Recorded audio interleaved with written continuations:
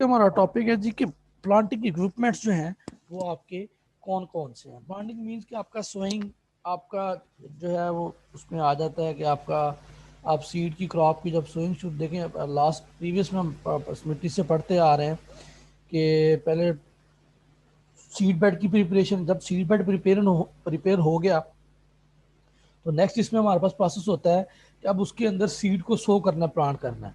अब उसके different methods हैं, उसके लिए डिफरेंट मशीन्स हैं, डिफरेंट उसके लिए मशीन्स जो है वो इस्तेमाल होती हैं, उनके डिफरेंट फंक्शंस हैं, डिफरेंट प्रॉपर्टीज़ हैं। तो इसमें हमने पढ़ना है कि उनके पार्ट्स कौन कौन से हैं, उनका फंक्शन क्या क्या है।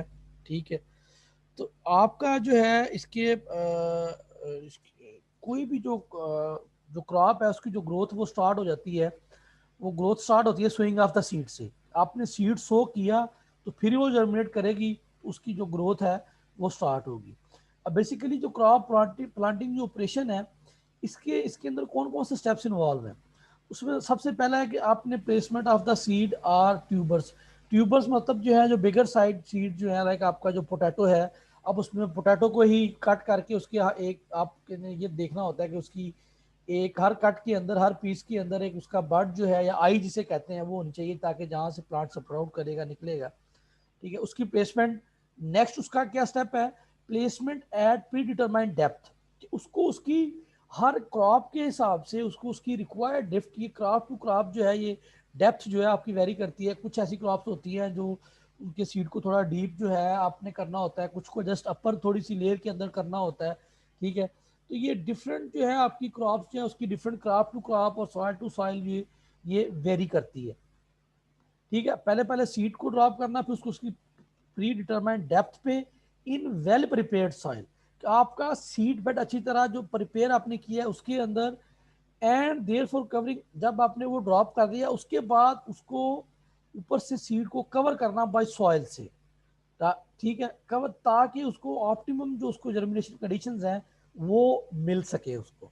ठीक है, अब इसके लिए जो प्राइमरी फैक्टर जो है वो जो मशीनरी की सिलेक्शन के लिए, सोइंग मेथड के लिए जो उसको इन्फ्लुएंस करते हैं अपनी मशीनरी सिलेक्शन में, उसमें आपका सीड टाइप है, सीड साइज है, ठीक है, आपकी सीड की शेप है, आपकी सॉइल की टाइप है, availability of the horse power है, आपका फार्म साइज है।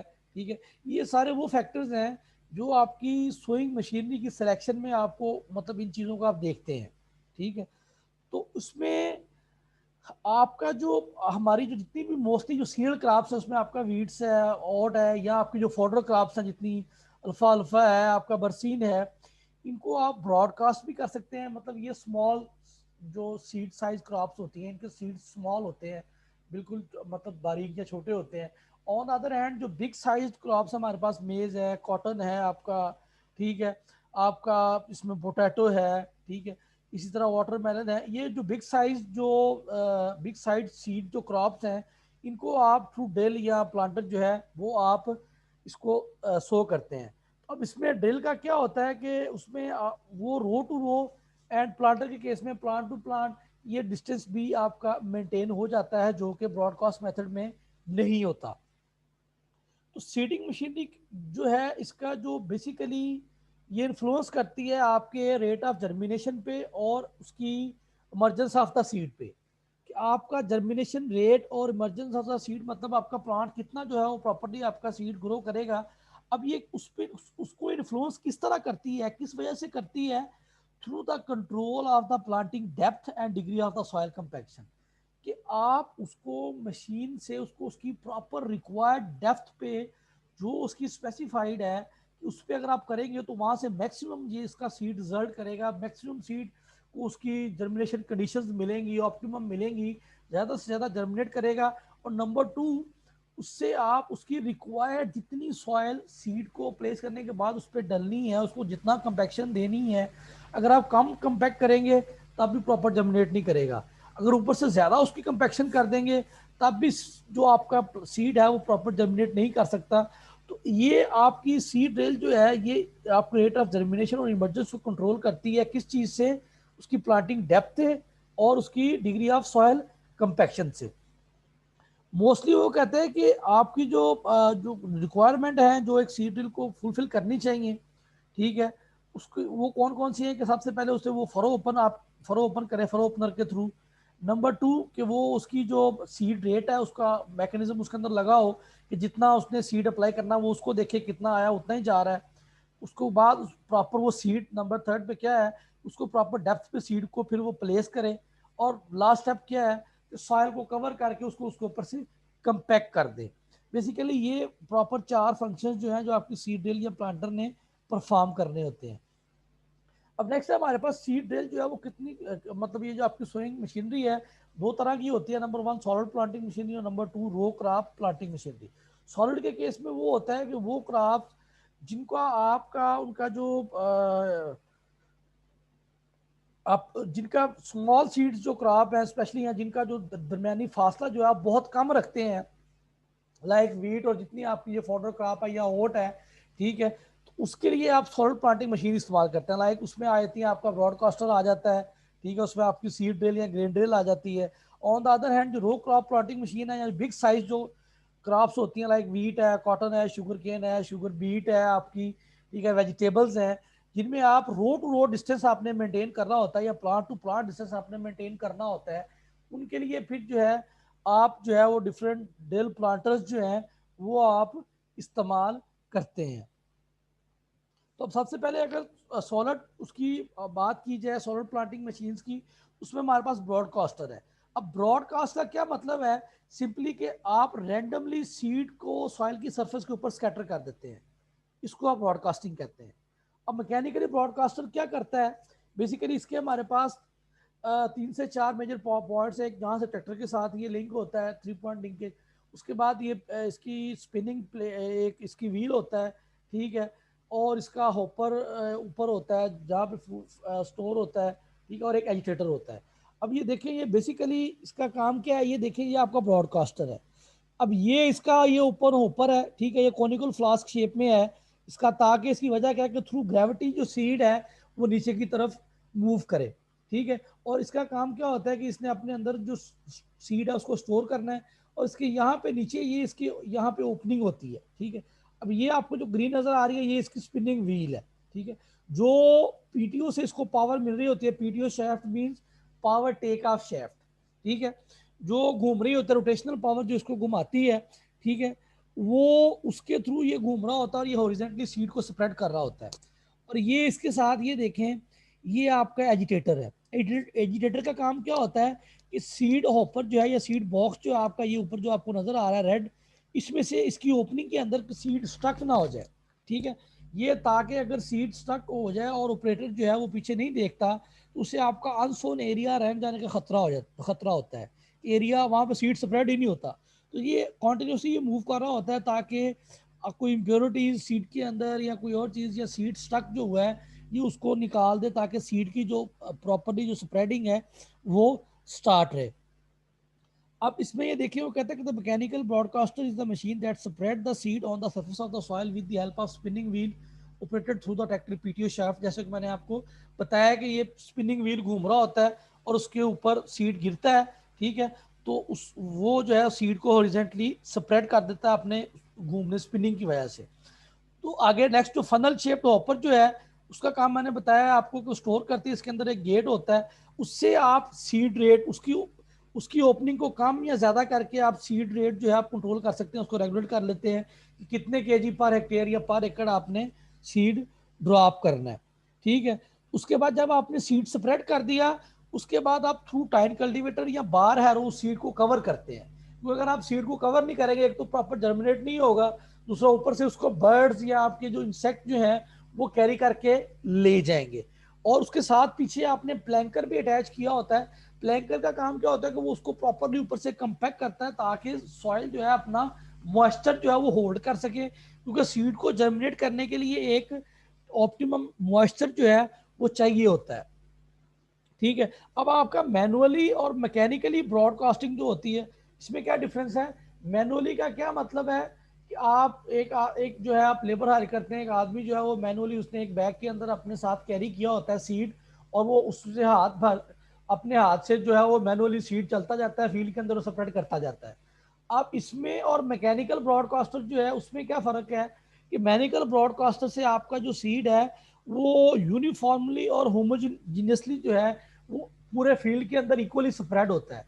मैनुअल के केस में ये नहीं हो सकता, क्योंकि आप मैनुअली जो है, आप जो लेबर जो है, वो बंदा जो चल रहा है, कहीं पे वो ज़्यादा तेज चलेगा, कहीं पे वो आहिस्ता चलेगा, कहीं पे वो अपने हाथ के अंदर ज़्यादा जो है वो मुट्ठी भर के सीट स्प्रेड कर देगा, कहीं पे कम करेगा। तो उसके लिए उससे आप अनइवनली या यूनिफॉर्म आपका जो सीट स्प्रेड है वो अनइवन होगा, ज़्यादा यूनिफॉर्म नहीं होगा, उसमें यूनिफॉर्मिटी नहीं होगी, कहीं पे ज़्यादा सीट डल गया, कहीं पे कम डल गया।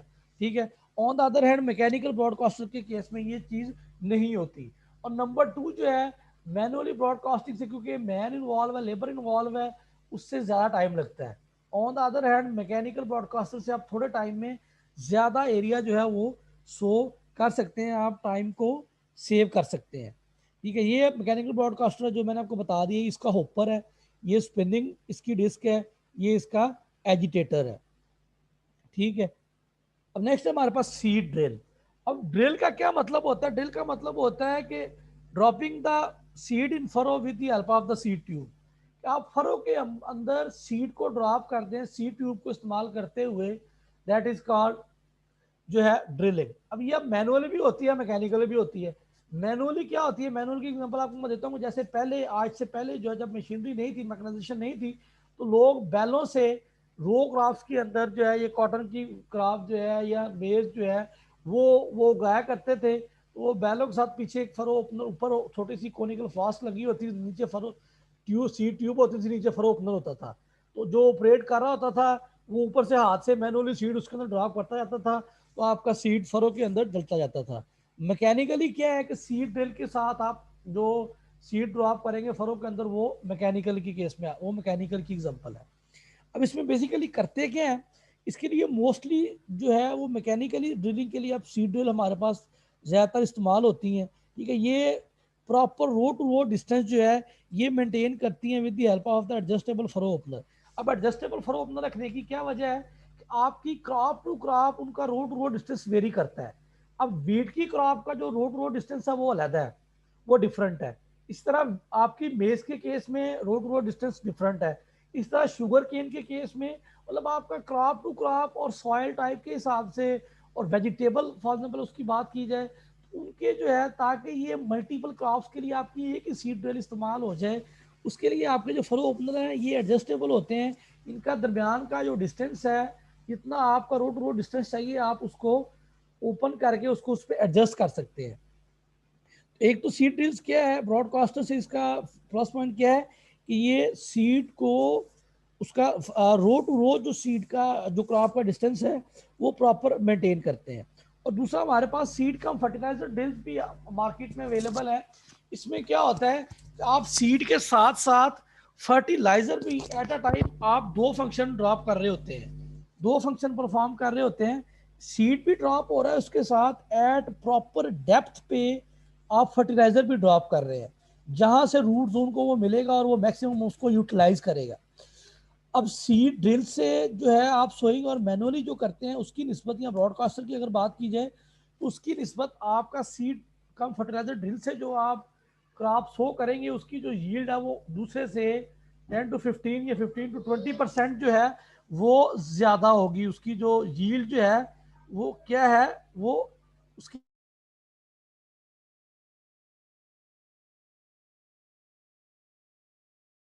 तो इसमें ये जो है ये ज़्यादा एफिशिएंट मेथड है as compared to broadcast method. ठीक है। तो इसमें आप क्या करते हैं, वो कहता है कि सीड अपना नेक्स्ट इसमें है हमारे पास यहाँ पे, आप इसके अगर पार्ट्स की बात करें तो वो हमारे पास है, सीड बॉक्स है, सीड ट्यूब है, ठीक है, सीड मीटरिंग मैकेनिज्म है, ठीक है, फरो ओपनर्स हैं, ठीक है, सीड कवरिंग डिवाइसेस हैं, ट्रांसपोर्ट व्हील है। तो अगर सीड बॉक्स की अगर बात करें तो ये गैल्वेनाइज्ड आयरन या कार्बन, अब तो वैसे फाइबर के भी जो सीड बॉक्स हैं वो अब बन गए हुए। इसका बेसिकली काम क्या होता है कि अपने अंदर ये ट्रेपेजॉइडल शेप का एक बॉक्स होता है। ट्रेपेजॉइडल बनाने का मकसद क्या है कि जो आपका उसकी शेप ट्रेपेजॉइडल बनाने का मकसद ये है कि आपका सीड फ्रीली जो है वो नीचे की तरफ मूव करे, उसको आपको कोई ऊपर एक्स्ट्रा कोई इक्विपमेंट या ऊपर से मैनुअली उसको ना फीड करना पड़े। ठीक है। तो ये इसकी कैपेसिटी डिपेंड कर रही होती है आपकी मशीन के साइज पे या फील्ड पे। ठीक है। अगर सीड का फर्टिलाइजर ड्रिल है तो उसके केस में ये दो बॉक्स बने होंगे, आगे वाले में आप सीड डालेंगे, फ्रंट वाले में और बैक वाले में आप फर्टिलाइजर डालेंगे। तो सीड ट्यूब जो है, सीड ट्यूब बेसिकली प्लास्टिक के पाइप्स होते हैं, प्लास्टिक फ्लेक्सिबल प्लास्टिक ट्यूब्स हैं, जिन्हें आप जो है, ये इनका काम क्या है कि इन्होंने सीड मीटरिंग मैकेनिज्म से सीड को रिसीव करके नीचे फरो ओपनर तक सीड को लेके जाना है।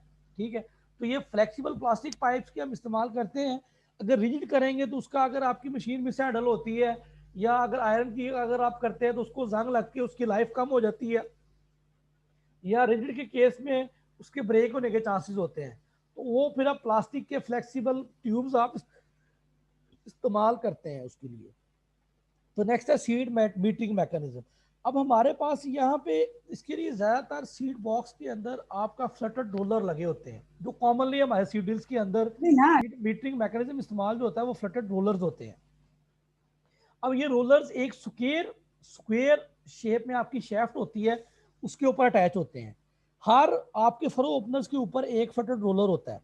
ठीक है, अब बेसिकली ये क्या, इनका फंक्शन क्या होता है कि उस फ्लटर्ड रोलर वाली जो शेफ्ट है उसको जो पावर जो है वो आपके ड्राइव व्हील से जो है वो आपको ड्रिल की जो साइड पे अटैच होते हैं उससे मिल रही होती है। अब इससे आप सीड मीटरिंग मैकेनिज्म जो है, मसलन आप सीड रेट कैसे कंट्रोल करते हैं कि आपके फ्लटर्ड रोलर का एरिया जितना ज्यादा उसको आप आपकी सीड बॉक्स के अंदर जो ओपनिंग है उसको जितना ज्यादा फ्लटर्ड रोलर को उस ओपनिंग के सामने एक्सपोज करते जाएंगे उतना आपका सीड रेट बढ़ता जाएगा। ठीक है, अब इसकी जो मूवमेंट है फ्लटर्ड रोलर्स की, वो आपका एक वो जो शेफ्ट है उसके साथ एक लीवर लगा होता है, उससे आप उसके एक्सपोजर एरिया को ओपनिंग से कम या ज्यादा कर सकते हैं। जितना ज्यादा से ज्यादा फ्लटर्ड रोलर्स एक्सपोज होंगे ओपनिंग को, उतना आपका सीड रेट ज्यादा होगा। जितना उसको आप कम से कम उस ओपनिंग की तरफ एक्सपोज करेंगे उतना आपका सीड रेट क्या है, कम होता जाएगा। ठीक है, इस तरह नेक्स्ट है हमारे पास आपके फरो ओपनर। फरो ओपनर जो होते हैं इनका काम क्या होता है कि इन्होंने फरो को ओपन करनी है ताकि जिसके अंदर आपने सीड को ड्रॉप करना है। ठीक है, वो कहता है the furrow opener are provided in the seed drill to open up furrow before dropping the seed. ये सीड के ड्रॉप होने से पहले पहले इन्होंने नीचे फरो जनरेट करनी है, which facilitate the placement of the seed and fertilizer at the desired uniform depth and spacing। इसने उसकी रिक्वायर्ड डेप्थ तक, जितनी डीप आपने उसको शो करना है, जहां पे आपने उसको एडजस्ट किया हुआ है उस रिक्वायर्ड डेप्थ की फरो को ओपन करना है ताकि उसके अंदर आप सीड और फर्टिलाइजर जो है, अगर सीड का फर्टिलाइजर ड्रिल है उसको आप इसके अंदर सीड को आप ड्रॉप कर सके। ठीक है, इसकी साइड पे पीछे सीड फरो ओपनर के पीछे दो आप आयरन की प्लेट्स वेल्ड करते हैं पैरेलल, जिसको आप बूट कहते हैं। ठीक है, सीड ट्यूब जो है वो सीड बूट तक जो है वो फरो ओपनर के साथ सीड को लेके जाती है आगे। सीड बूट का इसका बूट का क्या काम होता है कि हवा से, एयर इफेक्ट से या किसी और इफेक्ट से आपको जो है वो सीड को वो उसने दूसरी जगह प्लेस होने से बचाना होता है ताकि आपका जो सीड है वो प्रॉपरली फरो के अंदर जो है वो ड्रॉप हो। ठीक है,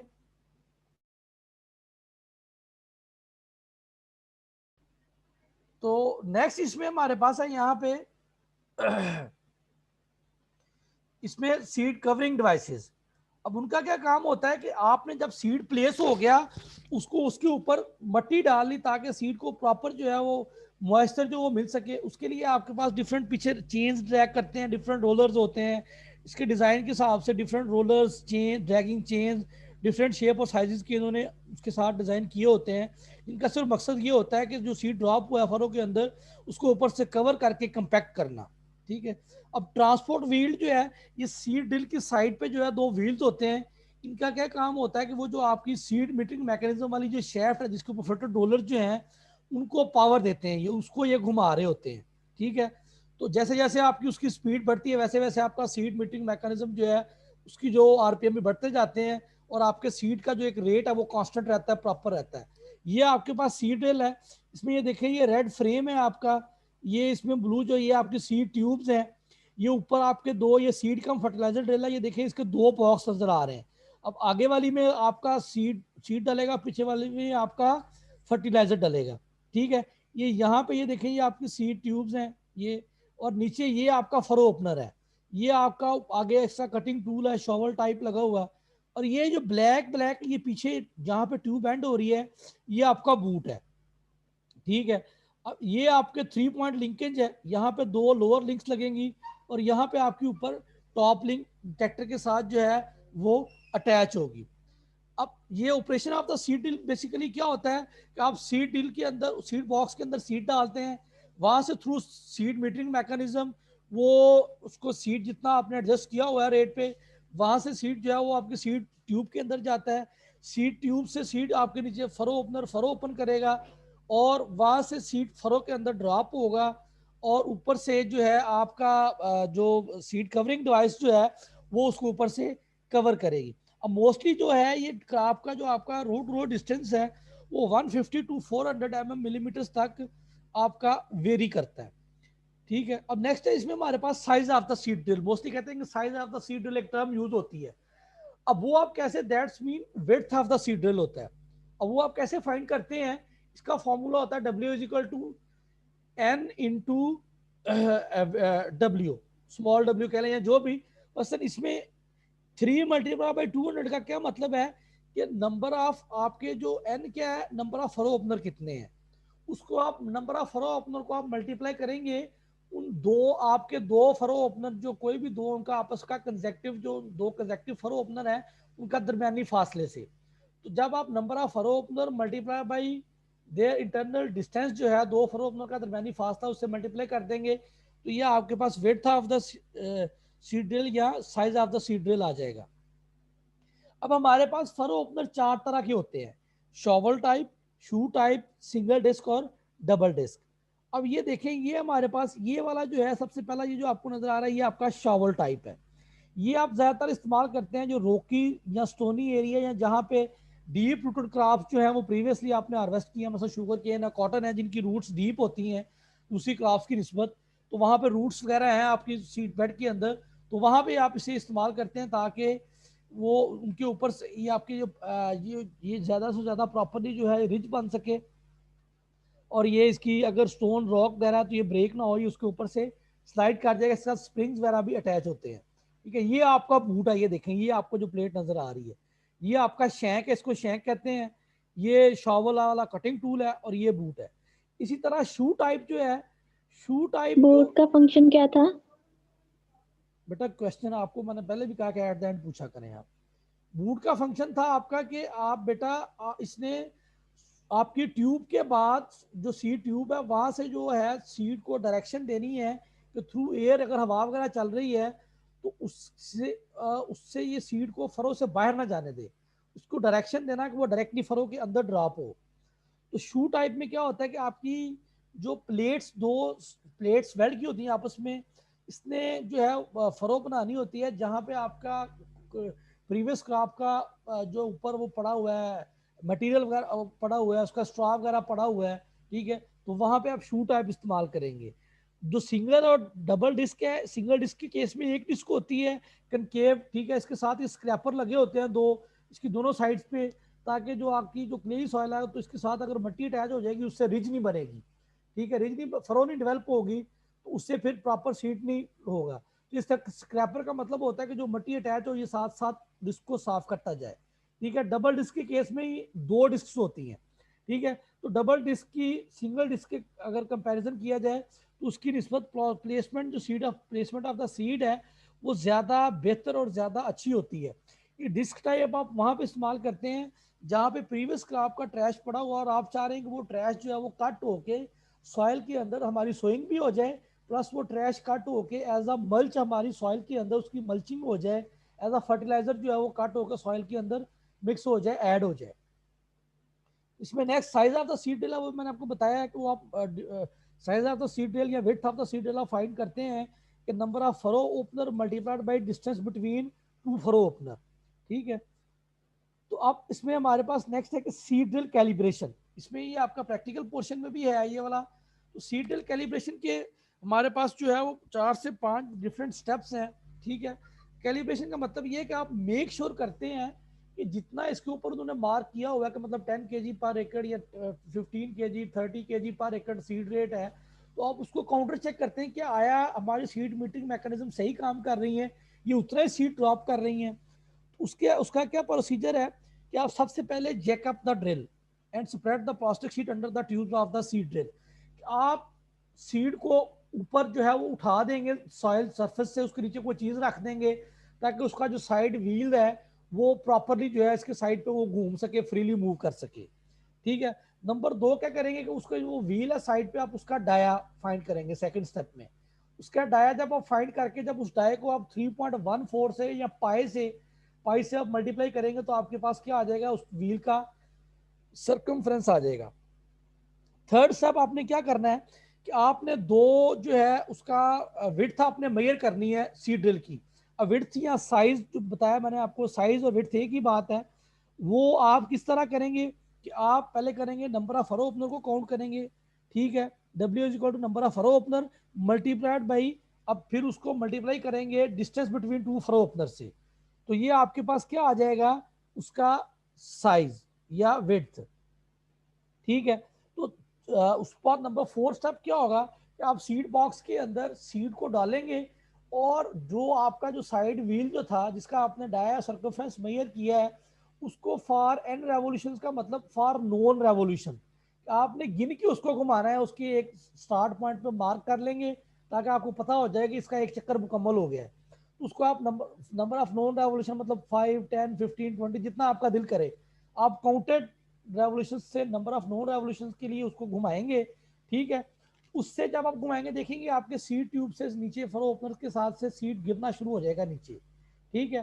तो आप क्या करेंगे, उसके बाद वो कहता है कि आप जब आप उसे नंबर ऑफ नॉन रेवोल्यूशन के लिए घुमा लिया उसका आप एरिया कैलकुलेट करेंगे क्योंकि उसने कितना एरिया कवर किया इतने चक्रों के बाद। वो आप कैसे कैलकुलेट करेंगे कि आपने एल एल मीन्स वो जो सर्कमफ्रेंस जो आपने लेंथ जो उसकी जो सर्कमफ्रेंस आपने मेजर की है। ठीक है। व्हील का कि dia multiplied by 3.14 multiplied by dia जो पाई इंटू डाया किया था आपने पहले स्टेप में। नंबर 2 एन एन क्या है, जितनी नंबर ऑफ रेवोल्यूशन के लिए आपने उसको रोटेट किया घुमाया है, मतलब 5 रेवोल्यूशन दिए हैं व्हील को, 10 दिए हैं, 15 जितने भी आपने दिए हैं। और डब्ल्यू क्या है उसका सीड साइज या विड्थ। ठीक है। तो ये आप तीनों को जब आप मल्टीप्लाई करेंगे तो आपके पास उसका एरिया आ जाएगा कि आपकी जो सीड ड्रिल है कितना एरिया कवर करेगी। ठीक है। दूसरा उसके बाद नंबर 7 क्या होगा कि आपका जो नीचे आपका सीड ड्रॉप हुआ है, जो नीचे आपने प्लास्टिक की शीट बिछाई थी वो सारे सीड को इकट्ठा करके उसका आप वेट कर लें। ठीक है। तो वो आपके पास एम कोई भी एक मैस आ जाएगा, केजी में ले लें या ग्राम में, जो भी यूनिट आपने लेना है। मतलब अगर आपने केजी में लिया तो आप उस मैस को जब इस एरिया पे डिवाइड करेंगे मतलब एम डिवाइडेड बाई ए आ जाएगा तो आपके पास वो आ जाएगा केजी पर हेक्टेयर या एरिया आपने पर एकड़ में लिया, यूनिट आप कोई भी ले सकते हैं। तो ये आपके पास उसका सीड रेट आ जाएगा। ठीक है। ये इसी तरह आगे ये उसने आपको एग्जांपल दी हुई है, इसको आपने सॉल्व करना है। अगर इसमें कोई यस। आपका प्रॉब्लम होगी तो उसको जो है हम फिर डिस्कस कर लेंगे। ठीक है। तो अब इसमें अगर कोई क्वेश्चन है तो वो आप जो है वो